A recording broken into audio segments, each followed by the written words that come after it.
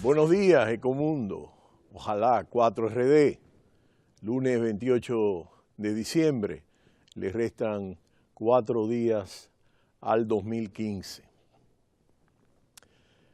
Hemos estado analizando las estadísticas, las tendencias, los ciclos de la economía global, su repercusión en múltiples dimensiones relativas a los aspectos de la ecología, de la política, la parte social, las migraciones y todo lo que implican los conflictos sociales. Desde el punto de vista de la economía mundial, es importante destacar que el año 2015 marca una tendencia donde el ciclo después de la gran recesión 2007-2008, que había marcado sobre todo con el ritmo de expansión de China y que había logrado con la recuperación de Estados Unidos mantener un nivel de crecimiento, aunque reducido, zigzagueante, desigual, había permitido que la economía mundial estuviese con un ritmo más o menos aceptable. La desaceleración de China cambió este panorama y lo que hemos visto es una serie de hechos y de fenómenos sumamente importantes como la reducción del precio del petróleo, como el aumento y el fortalecimiento del dólar, la caída del oro que hemos comentado acá, y todos los focos de atención sobre las políticas monetarias que han estado próximas a cero con índices de inflación muy reducidos. Para el año 2015 y 2016, esta tendencia de crecimiento mundial, lo que sigue manifestándose es un crecimiento muy desigual entre regiones, además de estar por debajo de su potencial.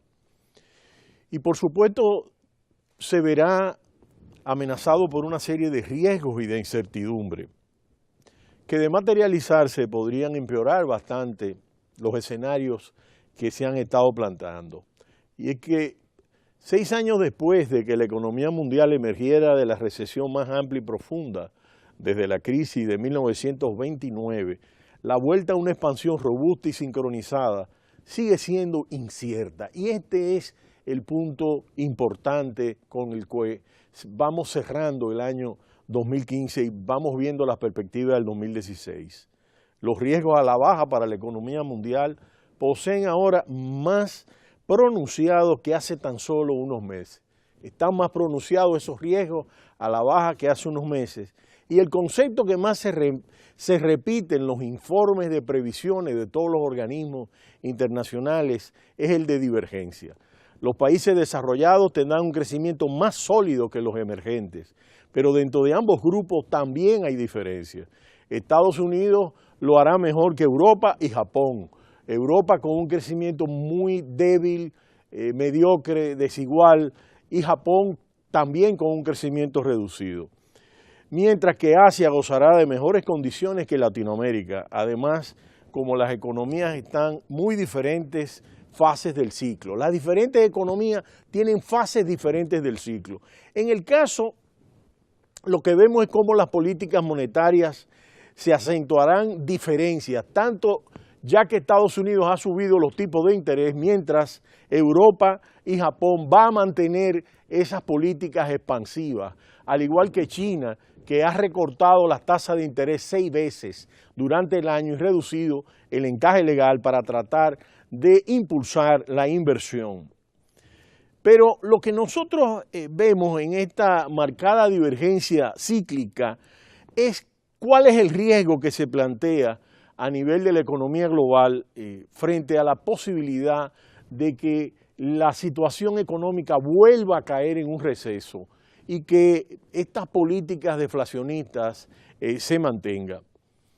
Para esto no existe un remedio establecido, sino el margen que pueden permitir estas políticas expansivas contracíclicas que en el caso de Estados Unidos tuvieron un éxito y que en el caso de Europa pues han tenido algunas posibilidades, sobre todo desde el punto de vista de las políticas expansivas. Los precios de las materias primas se han mantenido a la baja y lo que nosotros hemos visto es que la economía, el punto luminoso de la economía mundial ha sido Estados Unidos. Sin embargo, la economía norteamericana empieza a entrar en un momento mucho más maduro tras un largo periodo de expansión y la actual fase alcista, que suma ya su 7º año consecutivo, está durando más que 7 de los 10 ciclos alcistas registrados después de la Segunda Guerra Mundial. Y este es un aspecto muy importante. De estos ciclos, el más duradero hasta la fecha fue casi de 10 años. Y estamos entrando justamente en ese tramo. Al estar en este momento ya en el 7º año y los ciclos después de la Segunda Guerra estar dentro de ese rango de 7 y 10 años, es un punto de observación de muchos expertos y muchos analistas que están analizando esta tendencia, sobre todo por el ritmo desigual que en los países industrializados y que en las diferentes economías del mundo están los ciclos y cómo estos se sincronizan a nivel mundial en un ritmo desigual. Ahora bien, todos los ojos están puestos en el 2016, en el gran reto de los Estados Unidos y en gran medida para todo el resto del mundo, de cuál va a ser la gestión que va a hacer la Reserva Federal de la normalización de los tipos de interés. Y cuál, en este sentido, la política monetaria del Banco Central más grande del mundo tiene el impacto en las condiciones de financiación empresarial y en la evolución del dólar. Un ritmo de subidas más rápido del deseable podría suponer un freno para el crecimiento americano al reducir el crédito y encarecer las exportaciones.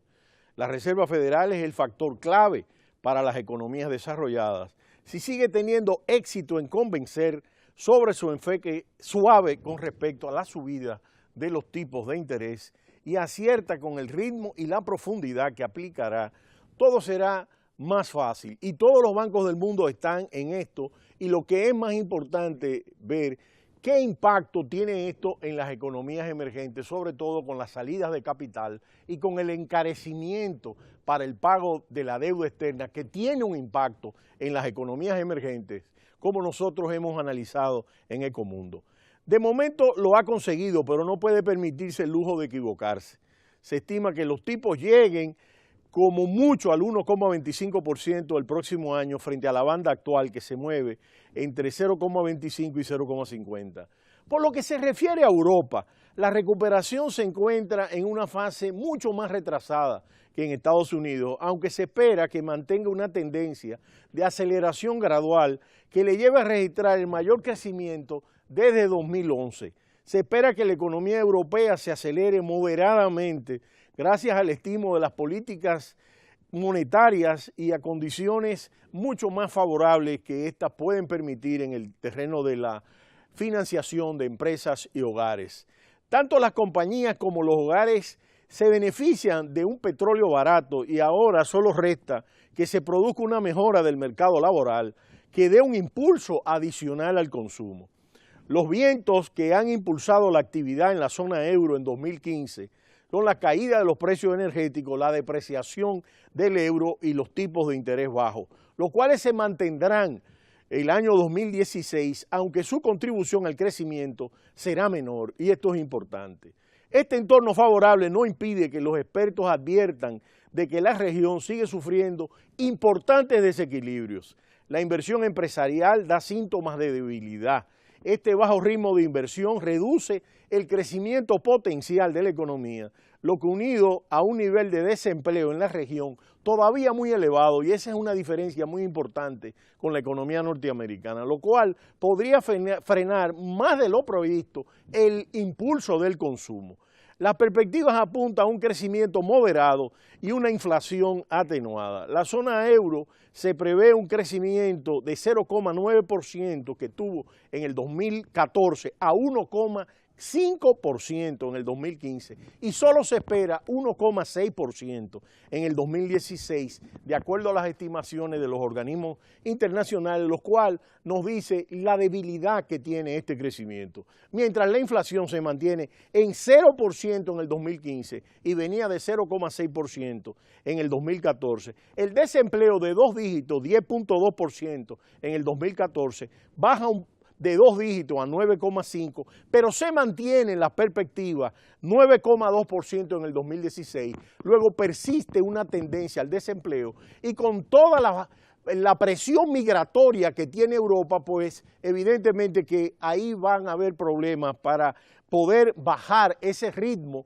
de reducción del desempleo que todavía en el 2017 los organismos internacionales sitúan cerca del 9%. En el caso de las diferentes economías, lo que nosotros vemos es a Francia con un crecimiento muy por debajo, que apenas llega al 1,3%, Italia 0,8%, logró subirlo hasta 1% y en el 2016 se espera 1,3%, son ritmos de crecimiento muy moderados, y Alemania, que es la locomotora de Europa, 1,5% para el 2015 y apenas 1,6% para el 2016. España es una de las economías que ha tenido un repunte mucho más elevado.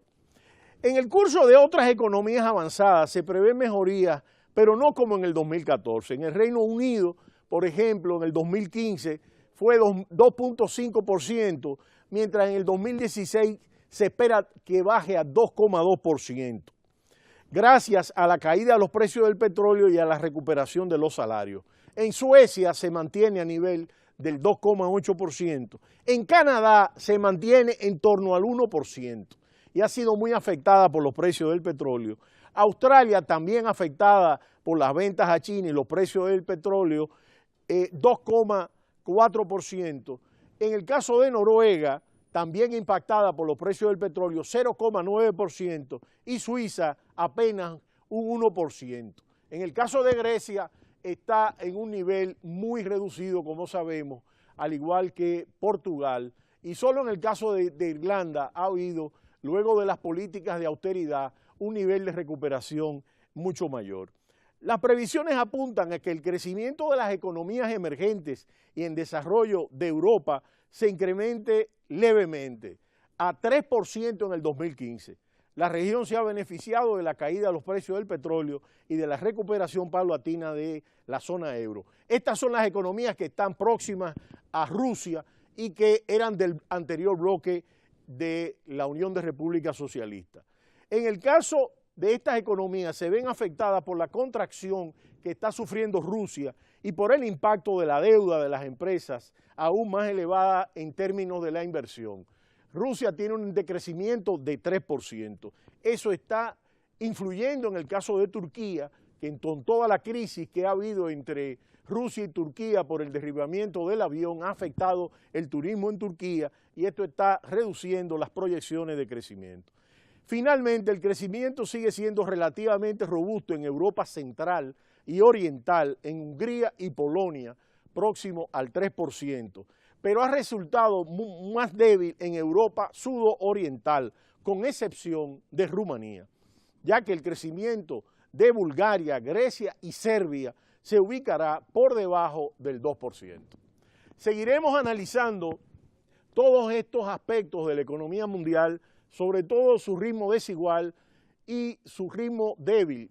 Mientras tanto, la locomotora de la economía mundial seguirá siendo los Estados Unidos, con la diferencia de que, dada la madurez del desarrollo de esta economía, no tiene la capacidad para generar la demanda de materias primas que ha tenido el gigante asiático de China y que ha impactado de manera fundamental a América Latina, a los llamados BRICS, que habían significado un punto importante. China fue la mitad del crecimiento de la economía mundial después de la gran recesión. Pero será hasta mañana cuando volveremos en Ecomundo, ojalá 4RD. No le cambie, cita cultural.